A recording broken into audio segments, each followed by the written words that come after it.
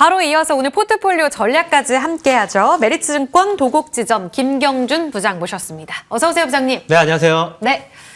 이번 주 황금 비율의 포트폴리오 전략이 5대 3대 2. 네. 이거 어떤 의미인가요? 지금 이제 원래 리스크 온일 때랑 예. 리스크 오프일 때랑 제가 포트폴리오를 이제 구분 지어 가지고 가고 있고, 지금 이제 2월 그 구정 전부터는 리스크 오프, 시장의 변동성이 확대되고 있다 해가지고 조금 더 이제 저변동성 종목들을 세팅을 해놨습니다. 그 5는 이제 실적이라든지 뭔가 내수 확장이 일어나는 쪽, 그리고 3은 미국 정책 수혜, 그 다음에 20%는 현금 쪽 해가지고 낙폭이 과대될 때 올라오는 쪽에 매수를 하기 위한 현금을 준비했다라고 보시면 되시고, 리스크 온을 까먹으실까봐 리스크 온도 한번 보여드릴게요. 좋아요. 리스크 온일 때는 예. AI 로봇, 실적 바이오 이쪽으로 네, 계속 집중을 했었다가, 리스크 오프일 때는 이쪽으로 변동성이 있기 때문에 뭔가 익절을 해 나가면서 그 다음을 준비하자라고 했고, 지금 같은 경우에는 리스크 오프이다. 그래서 지금 이제 한창 뉴스에서라든지 매체에서 GTC 관련돼 가지고 엔비디아 관련돼 가지고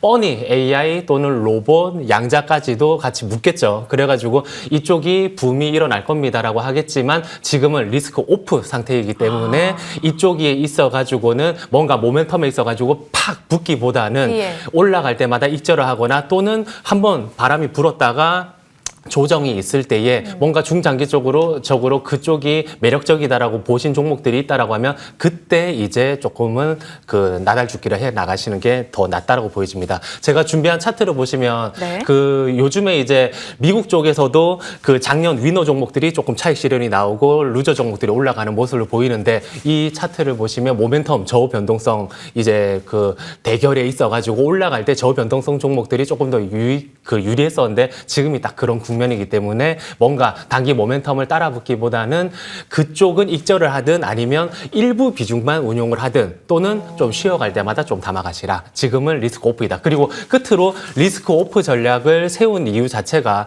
트럼프가 이제 그 국채 만기가 도래하겠죠. 이제 그런 부분들에 이제 뭔가 그 정보들이 많이 나올 텐데, 그 6월까지 해가지고 전체 미국 국채의 이제 76%가 다 만기가 도래하는데, 당연히 돈을 빌린 입장에서는 리파이낸싱을 할 때 싸게 이자를 취하고 싶을 거고, 싼 국채가 매력적이려면 뭔가 증시가 출렁출렁해야 되는 게 아닌가. 그러면서 그 만기를 리파이낸싱을 싼 이자로 하려면 증시의 변동성이 조금 확대돼야 된다. 또는 그 감세 정책의 효과를 보려면 1년 정도가 걸리는데, 그로부터 내년 말에 있는 중간선거까지 그 바짝 이제 트럼프가 다시 유리한 정책을 내면서 증시를 부양할 가능성이 있기 때문에, 초반 바이든 정부한테 뭔가 책임을 전가할 수 있는 초반에 뭔가 다 이루고 싶은 목적을 취하기 위해서 변동성을 확대할 수가 있다. 그러면 저희는 리스크 오프가 조금 더 그 확률적으로 안정적이다라고 보여집니다.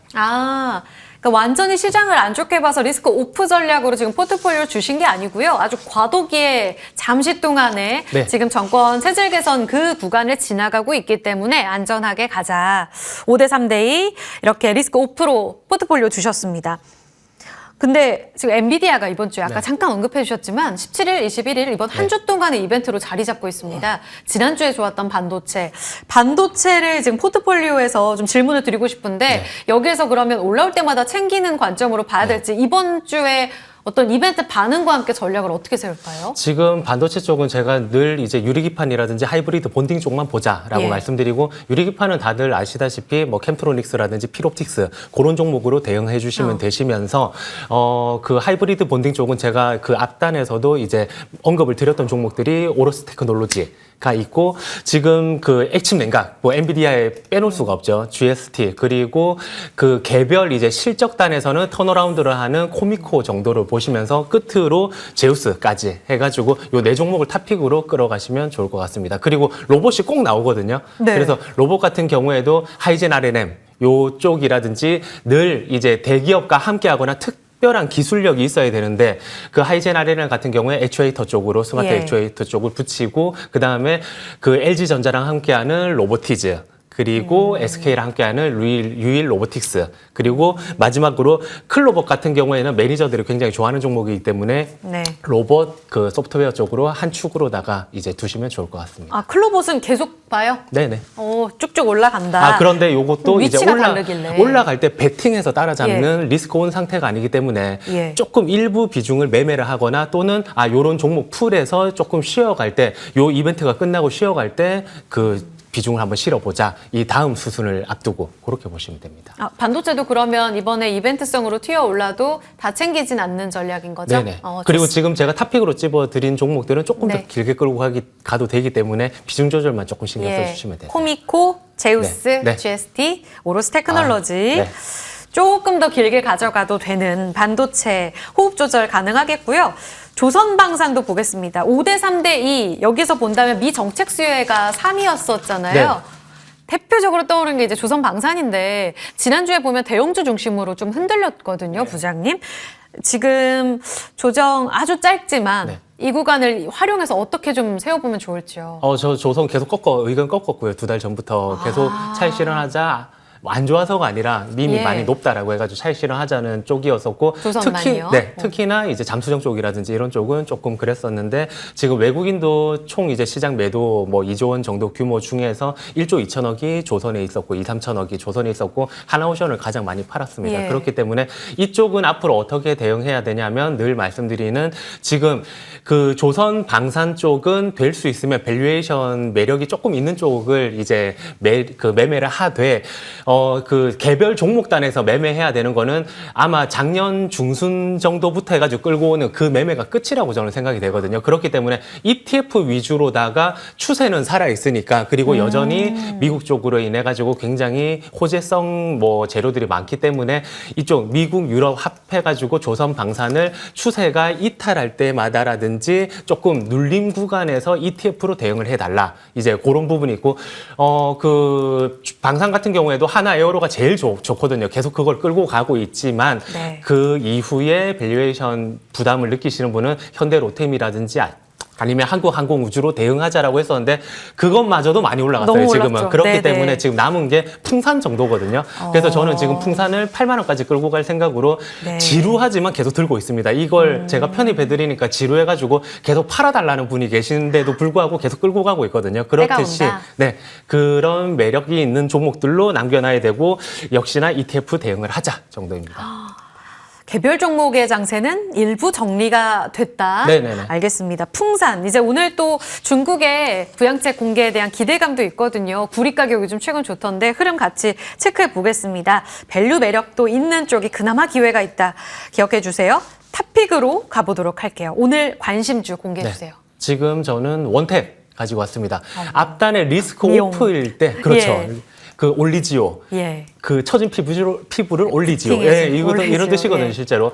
그래서 그 앞단에 제가 리스크 오프일 때 그 실적과 내수에서 확장성, 그 이제 해외로의 확장성까지도 제가 언급드렸을 때에 가장 맞아 떨어지는 종목. 그리고 실적 같은 경우에 작년도에 기스가 날 뻔했다가 4분기 때에 6분기 만에 가장 이제 컨센을 상회하면서 실적이 나왔었는데 영업이익률이 한 38% 정도 나왔었거든요. 예. 그리고 매출과 영업이익이 각각 20-30% 정도 증가했었다. 그러면서 4분기 때에는 이 리프팅뿐만이 아니라 미국 쪽으로다가 라비앙이라고 해가지고 색소 침착이라든지 아니면 피부 재성 쪽을 담당하는 쪽이 미국에 이제 수출에 들어가고 있습니다. 그러면서 지난달에 이쪽이 사우디가 어디냐고 하면 당연히 아시죠. 이 중동 쪽인데 피부, 미용 이런 쪽에서는 중동 전체에서 절반 이상을 차지하고 있거든요. 그래서 이쪽을 뚫느냐 마느냐의 싸움인데 지난달에 이제 그 미용 허가가 떨어졌고 이쪽에는 당연히 아시다시피 자외선도 강하고 건조하죠, 피부가. 그렇기 네. 때문에 노화 케어 쪽에 집중했었는데 이쪽을 뚫었기 때문에 이쪽의 확장성.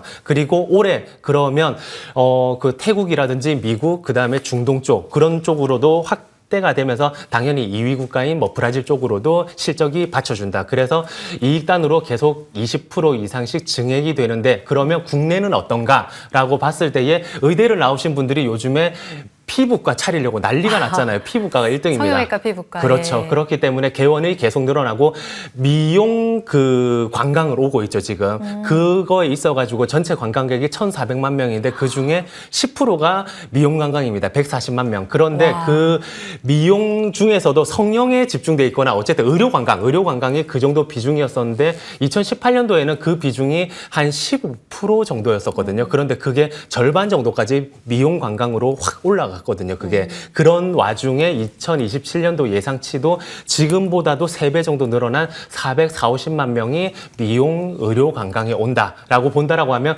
그래서 올해도 내수 쪽은 19% 정도가 증가가 된다. 내수와 이제 해외 쪽이 다 같이 증가가 되는 와중 부채 비율 같은 안정성도 체크해 볼 때에 40% 정도 비율밖에 안 되고 앞으로 이쪽이 끝이 아닌가라고 하기보다는 AI까지 기술이 접목되면 실시간으로 피부 두께라든지 아니면 3D 매핑을 해가지고 어디에다가 공략을 해야 되고 이분이 어떻게 추후에 이제 그 자리를 잡는지까지도 보여주는 영역까지 가기 때문에 굉장히 개개인의 맞춤형으로다가 이제 새로운 기기들이 나온다. 그러면 지금 접근을 해보셔야 됩니다. 6,200원에서 매수가 6,800원까지 하고 목표가 9,300원이기 때문에 지금보다도 40% 정도 이상 그리고 손절가는 6,000원이기 때문에 손익비가 굉장히 좋습니다. 떨어질 때 대비해서 떨어질 때 한 10% 정도 이제 그 손절가 대비 리스크 대비 수익이 그 4배 정도 나는 40% 정도 수익권을 노리기 때문에 지금 리스크 오프일 때